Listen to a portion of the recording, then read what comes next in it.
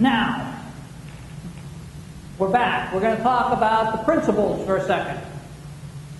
Maybe more than a second.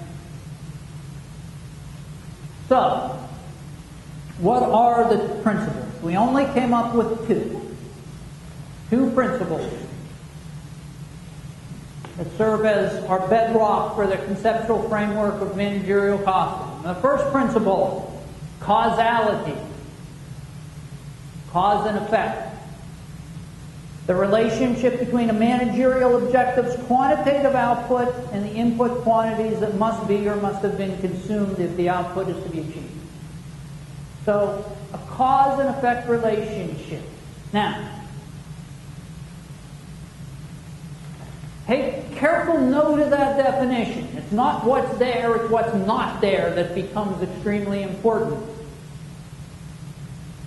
What don't you see mention of in that definition? Money. You do not see mention of money. You don't even see mention of the word cost, do you? This is purely a quantitative resource relationship. Going back to our definition of truth, we're dealing with resources and their relationships. The second principle, somewhat less dramatic, is the principle of analogy. And you would not believe how hard we have struggled to come up with a better word than analogy. Because it's really one of those words that leaves you scratching your head. The best we've come up with is information use. In other words, you create information based on the principle of cause and effect. Then you have to use it in a logical manner. Make logical inferences.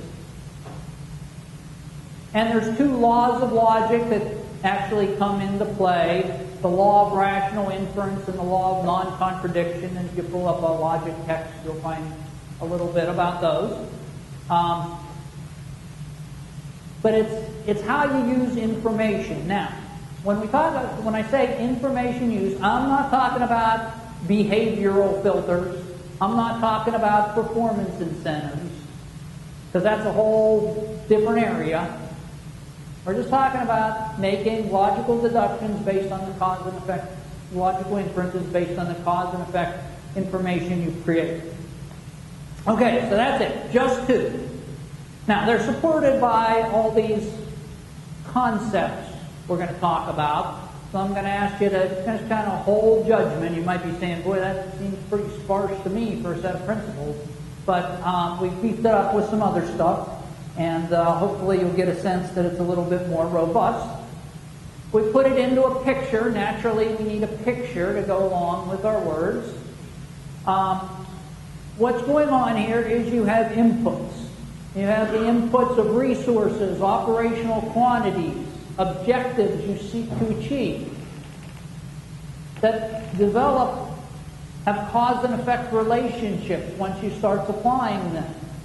So then you add in the modeling concepts, which we will talk about momentarily, and you create an operational model that has dollar signs overlaid on it, and then that creates your baseline optimization information based on the reality of the operations as you know them today.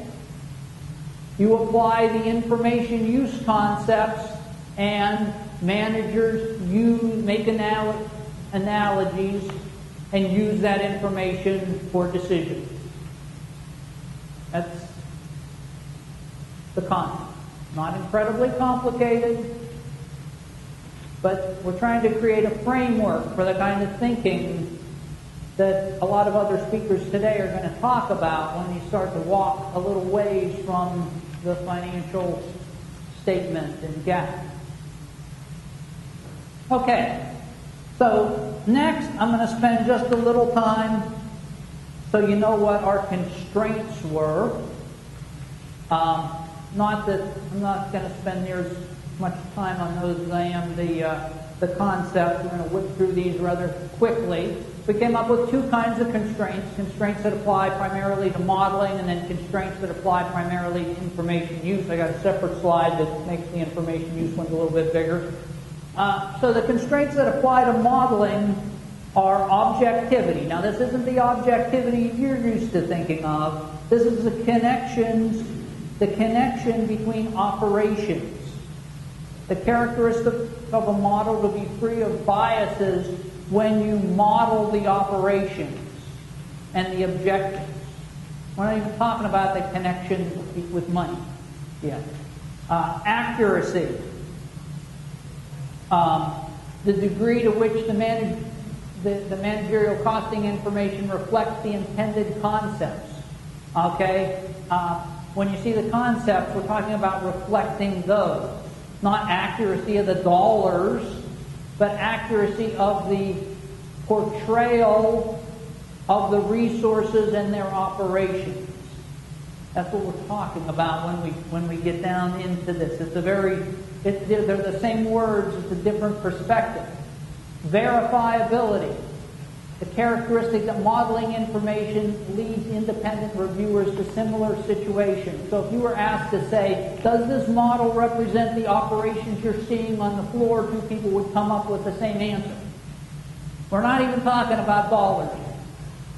I have to keep saying that because we're accountants and we're always thinking about dollars. But in managerial costing, dollars come significantly later in the process. Measurability. The characteristics that enable it to be quantified with a reasonable amount of effort. Now, this starts to take into account dollars as well at some point, but it first is operational. And then materiality. Have you captured all of the significant representations of your operating reality? Not whether one general ledger balance is material. Have you captured the significant elements of your operation and the resources that do that? See this thinking? A little bit different than what you're used to when you think about pure costing. The information use concepts are impartiality and unbiased consideration of all the options available.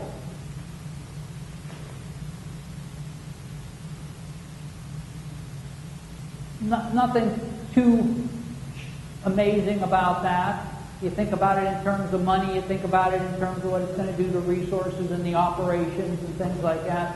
And then congruence, the interdependence of individual managerial actions to what's good for the organization as a whole. Okay, you don't want to create disconnects where you are going to suggest something because it's so much better for you than the organization. A good operational model models the reality. What's good for you is also good for the organization, because we're first and foremost talking about the operational changes, the resource mix changes. The dollars will follow that. So, we're getting through those very quickly to concepts. And these are the concepts that we decided were those we would adopt. When I put them on the U diagram, they look like this. We're going to talk about the ones on the left first, the ones on the right second.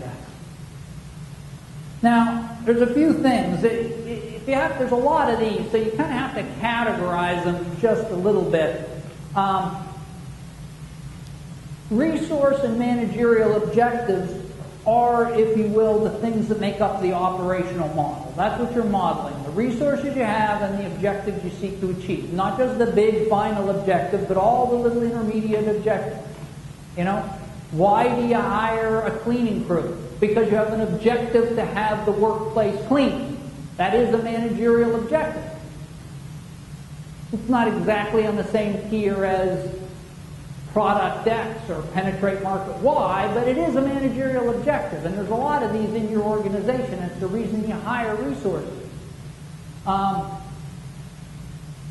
Then there's the characteristics of the entity, if you will, and that includes cost, traceability, capacity, work, and homogeneity. What are the characteristics of the resources and your operations? And then there's relationships between the entities in the model. And that's where we come down to the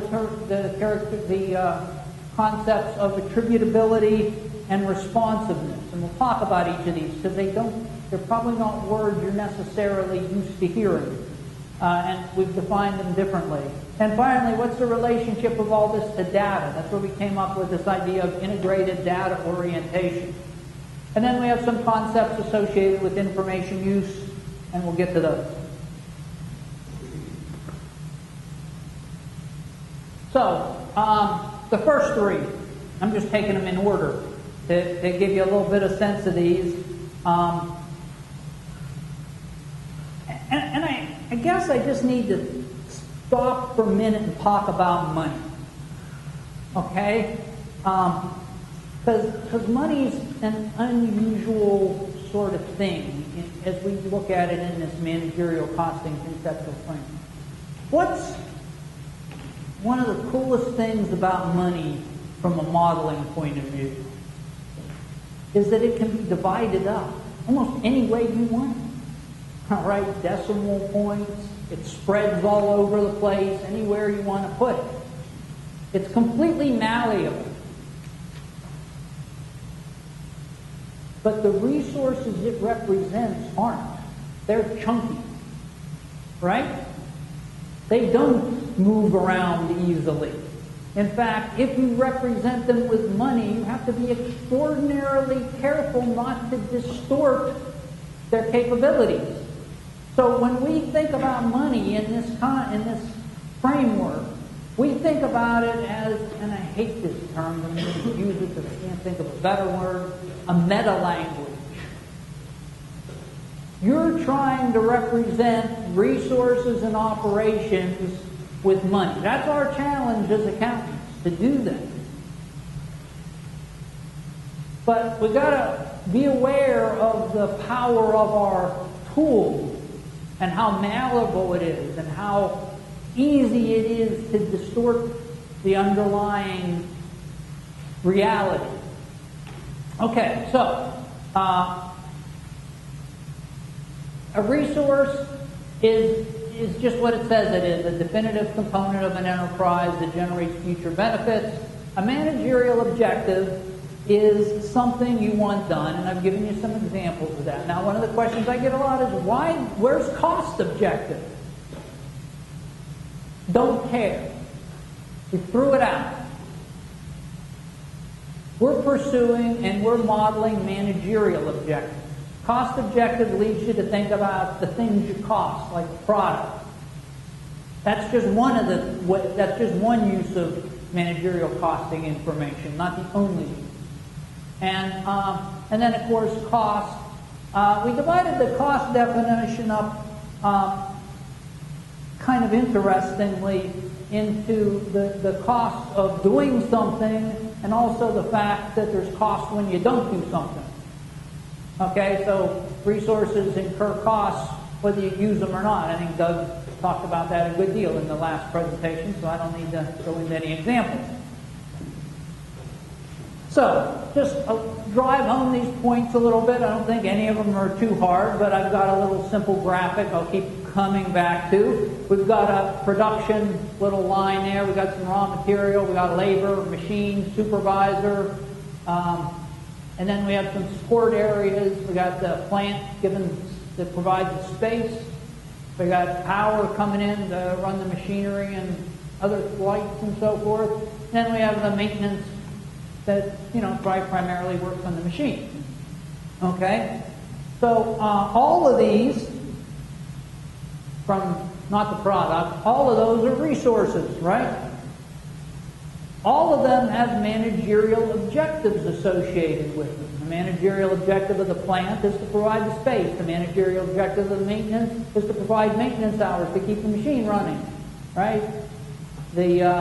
One could argue that maybe these three work together as a pool of resources, but they all have we acquired those resources to achieve a managerial objective. For these three, their direct objective is to produce product, whatever it is. Okay? And for all of them, we incur costs as we use them, right?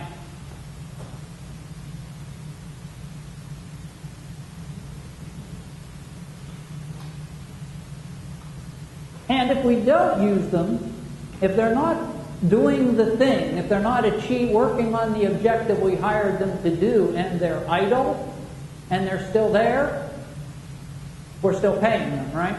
We're still incurring some costs. An important but often overlooked point. Now, the next set of concepts are responsiveness. Now, this one you're probably not going to get from the definition. I got an illustration, of course. The correlation between a particular managerial objective's output quantity and the input quantities required to produce that output. Okay? Then there's traceability, the characteristic of an input unit that permits it to be identified in its entirety with a specific managerial objective on the basis of verifiable transaction records. And it doesn't have to be just one managerial objective. It could be multiple, but the idea is it's traceable, it's clear. And then capacity, the potential of a resource to do work. So, let's look at some pictures real quick. What do we mean by responsiveness? What we mean is that each of these resources has characteristics that are characteristics of its relationship with its output. Okay? So let's go with the easy one.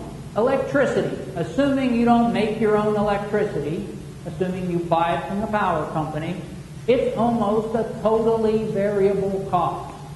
That's the characteristic it has.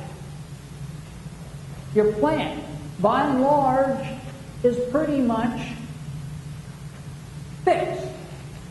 No matter how you value it, we have a lot of thoughts about how you should value it. The way Doug talked about resources, I'm very much in agreement with that. But no matter how you look at it, it's pretty much a level cost. What level of cost you have to think about, but it's pretty much a level use. It doesn't change that much with output. And then, of course, labor, machine, a lot of them are mixed. They have some components, they have some things that are fairly fixed and some things that are proportional as you look at an increase in output. Okay? Does that make sense? That's what responsiveness is. Now, one of the things that you typically learn is you pull those all together and relate them all to product. We reject that in the framework. The idea is that you relate it to the objective. The objective of the space is to provide space. So this characteristic is applied to all of the resources that use space. Not necessarily, it'll eventually get to the product, but only after it's been traced through the other objectives, the relationship to the other objectives. Traceability. So let's say that this set of resources makes product 1, 2, and 3. It's fairly straightforward to trace these guys to product 1, 2, and 3. You can keep track of their time. They're either making 1, 2, and 3, or they're idle, or they're doing something non-productive but important like maintenance. Okay? But it gets a little harder to say exactly how space is applied to product 1, 2, and 3. So you can pretty clearly see how much space the labor uses, how much space the machine uses, and so forth like that. So traceability tends to deteriorate as you get further from a particular objective. You ever notice that? That's what happens with overhead, right? Where you pick that one convenient driver when you're doing financial statement costing, but you experience the traceability actually decreases significantly. So there's a range of traceability. And then capacity. We came down on the side of a model that was developed by the Consortium for Advanced Manufacturing International, now Consortium for Advanced Management International, called the theoretical capacity model. We don't have time to go into this, but it basically breaks capacity down into three categories: productive, non-productive, and idle. And it applies to all the time that thing is available to you. So if you own a piece of machinery, it's 7 by 24 by 365. Or wait, 24 by 365 would be the right thing to do. And it considers non-productive and productive time as a product cost or service cost, depending on what you're doing. And idle time is something else. It's applied somewhere else in the business, but you create distortions if you apply the product. So that's the capacity discussion. There's a lot more to it than that, but to give it to you simply. The next set of concepts are the modeling concepts. I mean, they're modeling concepts, but it's work, which is the ability of a resource to do things for you. Attributability, a little bit of an odd word. Matter of fact, when I do it, it's actually not an English word at all. It comes up squiggly underneath. But the responsiveness of inputs to decisions that change the provision or consumption of resources. I'm going to have to give you an illustration of that. That one's not going to be prima facie clear to you. And homogeneity, a characteristic of one or more resources or inputs of similar technology or skills that allow their costs to be governed by the same set of determinants and in an identical manner. And in other words, when you look at the resources of an organization, you create distortions if you model non-homogeneous resources together. I can give you a little illustration that might help you understand that. Okay, by work, what do we mean? Work incorporates the idea of activity-based costing or process costing. Sometimes it's necessary to understand what a resource does for you in some detail. The one kind of caveat we place on that is we believe activities need to be used in a manner that allows capacity information to be transmitted. There are some activity-based costing models I've seen that do weird things and distort capacity information. So we kind of have the caveat that it needs to be used in a manner that allows the transmission, because an activity does not have any capacity. Capacity only exists on resources. You can argue with me about that, but at the end of the day, cut everything to the quick. The capacity is on the resource, not on the activity. If an activity has capacity, it's derived from the capacity of the resources. Then attributability. Okay, so to kind of give you an idea of this concept, up here we have a mysterious set of three women that are sitting around the table. They are a resource. Okay? What they do is down here. They take big piles of paper and turn it into small piles of paper. Maybe pay bills. I don't know. Something. Doesn't really matter for my purposes right now. We're just using them as an illustration. If they're accounting technicians and those are bills, the relationship is a strong proportional relationship. More bills, more work. Right? If they're supervisors of accounting technicians, we have a strong fixed relationship. More bills, they're going to make their people do more work, but they're still supervising their people, whether they're doing a lot of bills. Okay, so you have a strong relationship, but it's fixed. The bills might not get paid if they weren't there because the work group might party or something like that. Now, if these folks are The people in the computer room who run the batches to send the payment EFTs to the bank every hour or something, then they have a weaker proportional relationship. They're busier when there's more bills, but it's kind of a step back from things. If these are the programmers for the accounts payable module, the relationship is fixed, but it's getting pretty darn weak. It's hard to quantify, go from bills to the use of that resource.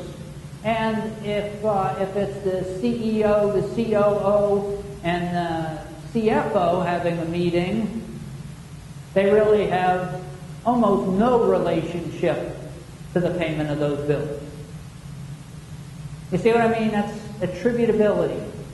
It's how close your relationship is. Hopefully you get that sense.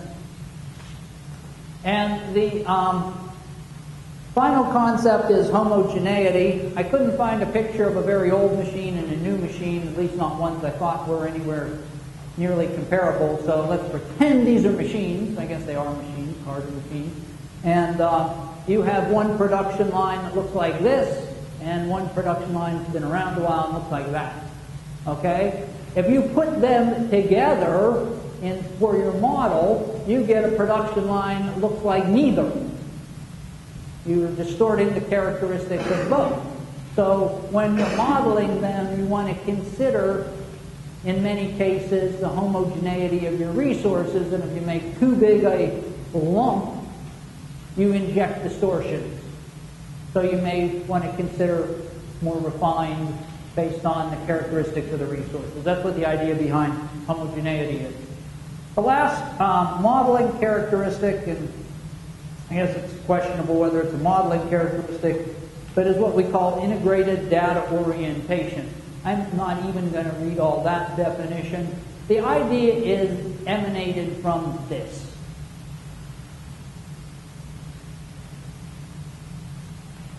When you get financial data, where are you going to go to get it? Which program in the computer? The general ledger. Or the accounting software. That's where you're going to go, right? Everybody's going to give you that same answer. You understand that in most cases that general ledger is designed to do financial reporting. It has a lot of biases built into it already. It may not be your best source of data if you're looking at a clean slate, okay? Or you may need to radically revise it. So what we're suggesting here is that you should use an unbiased source of data. And our little diagram here, these dots, yellow dots, are operations, things flowing back and forth. The idea is that there should be a valuation layer over top of them. And for when you do taxes, you use depreciation method X. When you do your financial accounting, you use depreciation method Y. And when you do your managerial costing, you use yet another depreciation method that represents the capital allowance fund in a logical, planned manner. Okay? That's what we're kind of saying is you need to keep the quantities and the values together. Because if you think about an accounting system, by the time things get to the general ledger, there's only two pieces of information on there, an account number and a dollar symbol. Okay? All the really valuable operational cool stuff is gone. You're down to debits and credits at a purest level, and you have to do a lot of work to make those have operational meaning again. So, and that's actually been, if you've ever done much activity-based costing, that's frequently one of the problems you have. How frequently are you able to make that reconnection? We're suggesting don't make the reconnection, design a data process that works for you without having to reconnect and undistort. Okay, so I got 5 more minutes and that's about right. We're going to cover the information use concepts and talk quickly about what they mean. Now, just to be clear, I'm staying a long way from behavioral stuff. We all know how powerful accounting information is. Okay, I will argue that you can create a quote-unquote managerial accounting model to drive behavior. And you can do cool things the way you slip cost in here and cost over that responsibility center and all that neat stuff. That's not managerial costing in the framework's definition. You're doing performance measurement or performance accounting or something, because your objective is not to create my definition of truth. Your objective is to change people's behavior. A worthy objective, don't get me wrong, I'm not faulting you for it. I'm just saying that's not what this framework is about. Okay? So the first two concepts are avoidability and divisibility when you're thinking about making a decision. What do I mean by that? Okay, we're back to here where we're making products 1, 2, and 3. And to make this simple, let's just talk about our direct type costs. Okay? And this is about avoidability. If you cut product 3 and product 1 and 2 are at the same level, which costs do you avoid?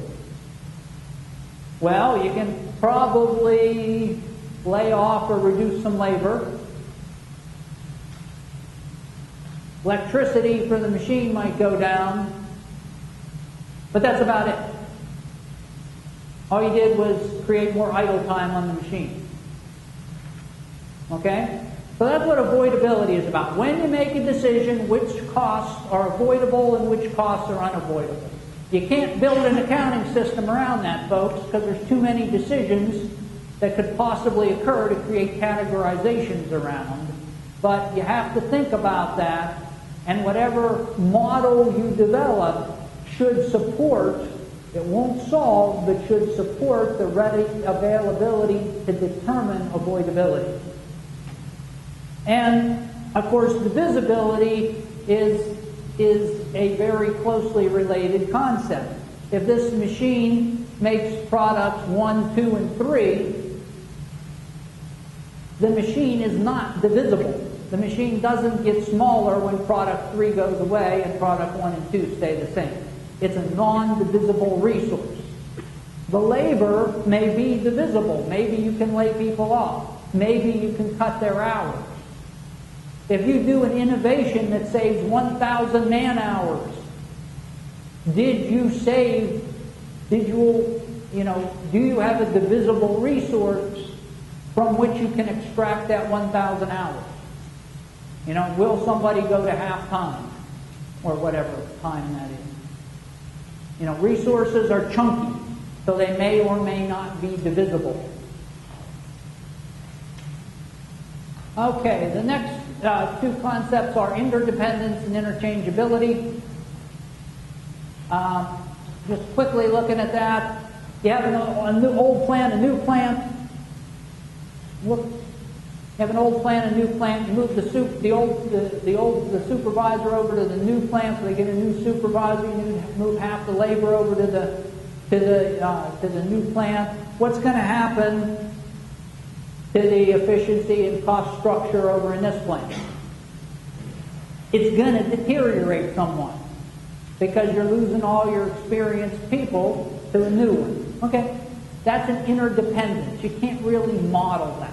And interchangeability just goes to the fact that supervisors should be interchangeable, machines should be interchangeable if they're bought on the same day, and labor, your workforce should be interchangeable, but we all know they're not necessarily. So there's some things that when you build your cost model, you're not going to be able to model, and you have to think about them on the information you side, right? That's why we only aid, we don't solve all the problems. So, we did put in a few steps at the end about applying the framework. These are talked out at the end of my time, so I'm not going to spend any time on them. I really wasn't either. I just wanted to give you a sense. We do talk about how the framework should be applied in our conceptual framework. That's the model in total. And that's the end of the presentation. I hope you got something out of it. I hope I made you think. And I guess we'll take questions at the end of the day. I'd be happy to discuss it.